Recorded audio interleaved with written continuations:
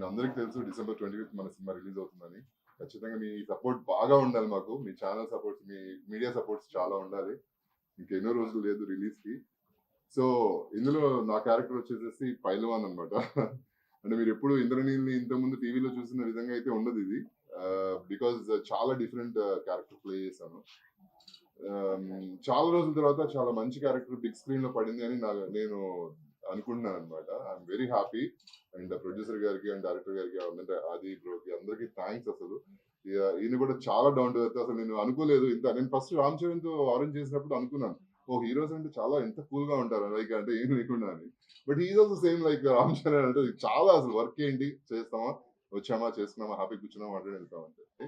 థియేటర్‌కెళ్ళి ఖచ్చితంగా మీరు ఎక్స్‌పీరియన్స్ పొందాల్సిందే. ఎందుకంటే ఆ సౌండ్స్ గాని అవన్నీ కూడా మనము టీవీలో చూస్తే కంటే కూడా పెద్ద స్క్రీన్‌లో చూస్తే చాలా బ్యూటిఫుల్‌గా ఉంటుంది. బాగా ఎంజాయ్ చేస్తారు.